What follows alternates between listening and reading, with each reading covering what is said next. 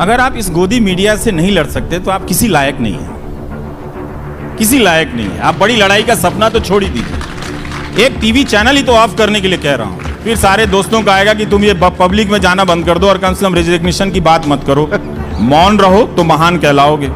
लेकिन मेरे मौन रहने से फायदा किसे है? आपको पता है ना, उसी सेठ को है और उस प्रोसेस को है। जो न्यूज चैनल के ओनर हैं वो चाहते हैं कि इस पूरे प्रोसेस से निकल जाए, उनको कोई गोदी सेठ ना कहे। वो ये चाहते हैं, वो चाहते हैं कि आप उनकी काली वाली जो शानदार गाड़ी होती है, उनके जूते जो चमक रहे होते हैं और सूट बहुत अच्छा होता है, सूट अच्छा, कपड़ा अच्छा पहनते हैं जितने भी ओनर होते हैं। ये मैंने देखा है, लगता है कि यहाँ से खरीदते ही नहीं है, सब बाहर से ही लेके आते हैं। तो वो लोग बचना चाहते हैं, अपने सोशल स्टेटस को, अपने एलिट स्टेटस को बचा कर रखना चाहते हैं, लेकिन जो उनका प्रोडक्ट है उससे उस जनता को खत्म कर रहे हैं। तो इसीलिए मैं ये नाम ले लेता हूं कि जो गोदी मीडिया है और गोदी सेठ है, पहचान लो, अपराधी को अपराधी ही कहना चाहिए, उसको किसी और नाम से नहीं बुलाना चाहिए। तो ये एक जोखिम है, उस मीडिया में रहते हुए बोला, अब बाहर बोलूंगा, बोलता रहूंगा, और क्या है। इसी से रिलेटेड वो सवाल था कि तो ये हमारा देश है जहां पर किसी को भी, आप में से किसी को भी, मुझे भी फर्जी केस में फंसा देने का इस स्टेट को जरा भी शर्म नहीं है। उसे कभी नहीं लगता कि ये अनैतिक है, ये गलत है। उसे लोगों ने ही मान्यता दी हुई है कि आप किसी को फंसा दीजिए। ऐसे बहुत सारे लोग मिलेंगे, ये तो पहले भी होता था, जैसे अब होना जायज है। तो इस तरह से ये जो एक स्टेट का डर है, अब वो मेरा अपना डर है। जो मेरे भीतर का जो डर था, वो बहुत सारा डर निकला भी है लिखते लिखते एक प्रोसेस के दौर में, लेकिन उसके हिस्से रह जाते हैं। रवि, आप कभी भी अपने बचपन की कमजोरियों, स्मृतियों से आप वापस नहीं निकल पाते हैं। जो सामाजिक ताने होते हैं, जो लड़कियों को अच्छी तरह से पता है कि उनकी स्मृतियों में ऐसे कितने ताने, कितनी यादें दर्ज हैं, और वो समय समय पर मौसम के साथ जब रुत बदलते हैं, जब कोई व्यक्ति उनके सामने अलग अलग तरह का खड़ा होता है, तो उन यादों से टकराती हैं।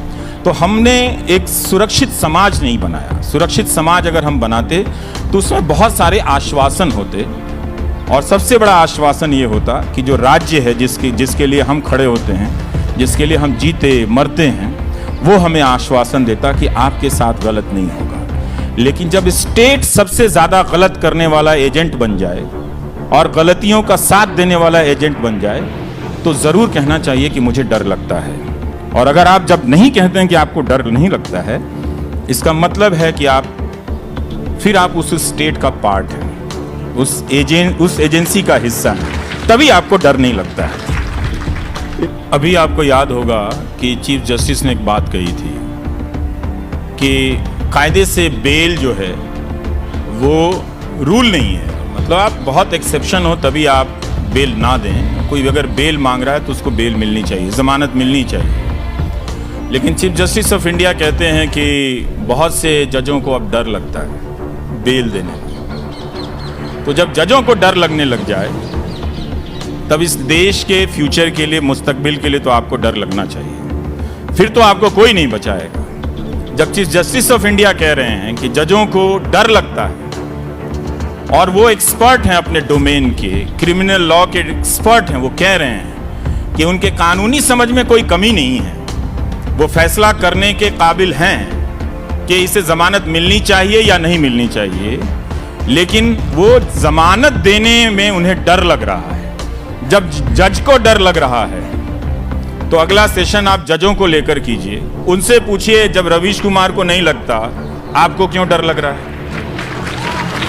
रवीश कुमार को डर क्यों नहीं लगता? रवीश कुमार ने बोलना ही हमें लिखा है फ्री वॉइस में कि मुझे डर से साहस मिलता है। तो आपको डर से कौन सी कैलोरी मिलती है?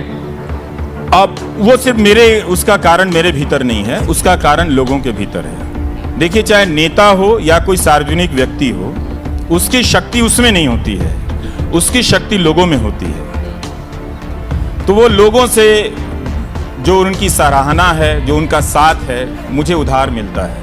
वो लेंड करते हैं कि हम तुम्हारे साथ हैं, तुम करो, तुम बोलने से पीछे मत हटो। और उस प्यार को उस पे मैं बोलने लग जाऊं तो अगले जयपुर लिटरेचर फेस्टिवल तक मैं बोलता रहूंगा कि लोगों ने, इस देश के लोगों ने कितने तरीके से, कितने राज्यों के, मैं तो सिर्फ यूपी बिहार वाला हूं, लेकिन देश के अलग अलग राज्यों से, पूर्वोत्तर से, दक्षिण के राज्यों से और पश्चिम के राज्यों से लोगों ने अपना हौसला बढ़ाया है, फोन करके बोला है कि पैसे की चिंता मत करना। और ये आज नहीं बोला है, लेकिन इस्तीफा देने के बाद नहीं बोला है। एक बात बताइए, रवीश कुमार जर्नलिस्ट हैं और जर्नलिस्ट जो है अपने ऑडियंस से सीधे कनेक्टेड है इस विजुअल मीडिया के दौर में, टीवी मीडिया, पत्रकारिता के दौर में, तो उनको लोगों से सीधे प्यार, हौसला, मॉरल सपोर्ट जो भी कहिए वो मिलता है, तो उनको डर से लड़ने का साहस मिल जाता है। लेकिन एक जज तो सीधे पब्लिक से कनेक्ट नहीं है, तो उसको साहस कहाँ से मिलेगा? जज को कम से कम उस चीफ जस्टिस से तो साहस लेना ही चाहिए जो उसके डर को पब्लिक में बोल रहे हैं। इसका मतलब है कि चीफ जस्टिस भी आपसे समर्थन मांग रहे हैं। आप हैं कहां? आपके अंदर वो बेचैनियां क्यों नहीं है? मैं अभी बुक स्टोर में कैफी आजमी की एक नज़्म पढ़ रहा था कि समंदर तो उछलता क्यों नहीं है, समंदर तो मचलता क्यों नहीं है,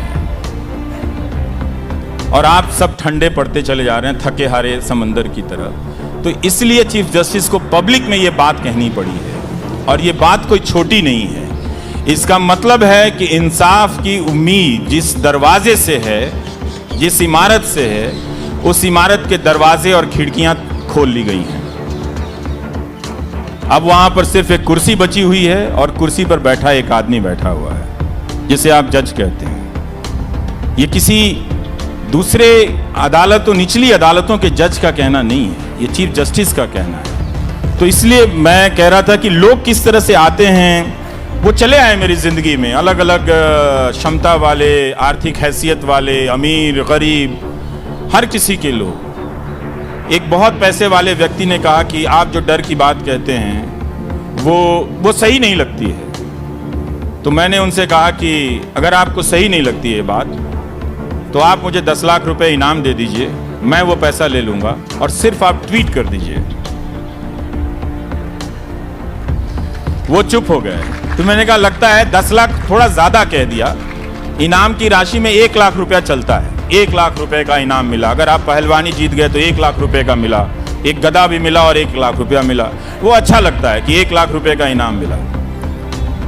उस पर भी वो चुप रहे। देखा, आपके पास करोड़ों रुपए की दौलत है और आप 1 लाख रुपए का इनाम देकर ये नहीं लिख सकते कि मुझे बड़ा दिल आया, अच्छा किया, ये मैं सबको देता हूं, आप इनाम के तौर पर रख लीजिए। तो आप सोचिए कि इतनी दौलत होने के बाद भी वो व्यक्ति डरा हुआ है। सबसे ज्यादा इस देश में पैसे वाले डरे हुए हैं। उनका पैसा सिर्फ सामान खरीदने लायक ही रह गया है। अब उस पैसे में कोई ताकत नहीं है। उस पैसे के होने के बाद भी वो अपने लिए सिर्फ चुप्पी खरीद पाते हैं। बोल के देख ले कोई पैसे वाला कि गलत हो रहा है, बोल दे कोई पैसे वाला कि चीफ जस्टिस ने जो कहा ये बहुत ही चिंता की बात है, सिर्फ इतनी बात कह दे। वो अपनी बात नहीं कह रहा है, सिर्फ चीफ जस्टिस की बोली हुई बात को दोहरा दे कि जज को भी डर लगता है। तो जो मैं बार बार अपने मोबाइल की तरफ जा रहा हूं, तो मैं एक छोटा सा हिस्सा पढ़ना चाहता हूं कि आपकी ज़िंदगी में बहुत सारे लोग, बहुत करीब के लोग भी होते हैं जो हौसला बढ़ाते हैं। आपको बस सुनना होता है कि वो कह क्या रहे हैं। तो इस साल मेरे ससुर जी को लगा कि मैं कुछ परेशान हूँ और कुछ सोच रहा हूँ, तो उन्होंने मुझे नए साल की शुभकामनाएं में 4 लाइनें लिखी हैं जो मैं पढ़ के सुनाना चाहता हूँ। डॉक्टर ध्यान से सुनिएगा सर। फियर मेक्स, अंग्रेजी मेरी थोड़ी अच्छी है लेकिन हो जाता है। Fear makes most people tremble like aspen. Aspen एक तरह का पेड़ है जो हल्की सी हवा में उसके पत्ते झड़ जाते हैं। तो fear makes most people tremble like aspen, but there are a few who grit their teeth and fight against all odds. This New Year Day, we wish you belong to that minority. तो देखिए, दहेज नहीं लेने का ये फायदा होता है कि आपके फादर इन लॉ जबरदस्त मिलते हैं। ये यूपी बिहार के लोग समझते नहीं हैं, हालांकि देश भर में ये बीमारी है, लेकिन समझते नहीं है। तो ये मेरी जिंदगी की किस्मत भी है कि मेरे पास ऐसे फादर इन लॉ हैं जो चाहते तो भेज सकते थे कि नए साल की शुभकामनाएं, खूब फलो फूलो, पैसे की चिंता मत करो, मैं हूँ। लेकिन आप उनका टेक्स्ट देखिए कि वो किस तरह से मुझे विश कर रहे हैं कि वो सही है कि लोग उस पेड़ के पत्तों की तरह हल्की सी हवा के चलने पर झड़ जाते हैं, लेकिन कुछ लोग होते हैं जो अपने जबड़ों को, अपने दांतों को खींच लेते हैं, कस लेते हैं और लड़ जाते हैं। तो किसी दामाद को अपने ससुर से ये हौसला मिले तो डरना तो सबके लिए स्वाभाविक है। अब तो जज ही नहीं है बेल देने के लिए जब चीफ जस्टिस कह रहे हैं तो, लेकिन फिर भी ये कितनी अच्छी बात है कि आप उस जेल में जा सकते हैं कि हमारे फादर इन लॉ हमको समझते हैं, हमारी पत्नी हमको समझती है, हमारे दोस्त मुझे समझते हैं। तो एक इकोसिस्टम बनता है और ये इकोसिस्टम यही है कि कितना भी आप कितनी भी कोशिशें कर लें, लोगों में एक सपना तो है जो मुझे दिखता है। हो सकता है वो सपना कमज़ोर हो, उस सपने को कोई रौंद दे। उन्हें लगता है कि इस देश की जो भलाई है वो लोकतंत्र में भलाई है, और उन्हें लगता है कि कहने बोलने से कुछ नहीं हो जाता। जैसे मैंने अभी इतनी सारी बातें की, किसी का कुछ बिगड़ता नहीं है, लेकिन बहुत सारी चीज़ें बिगड़ने से बच जाती हैं। तो आप लिहाज करते हैं कि ऐसी बातें कही जा रही हैं, हम हुकूमत में हैं, कोर्ट की तरफ से ऐसी बातें कही जा रही हैं, तो आप कुछ संभलते हैं। लेकिन अब जनता का एक वर्ग ऐसा हो गया है जो स्टेट बन गया है अपने आप में, जो स्टेट की हर गलतियों को वो लेकर पब्लिक के बीच में खड़ा है, तो एक चैलेंज हो गया है। लेकिन मुझे कभी कभी लगता है कि इस देश की जनता उस जनता से लड़ लेगी, जो उसके बीच स्टेट का रिप्रेजेंटेटिव है वो लड़ लेगी, क्योंकि वो फेक है।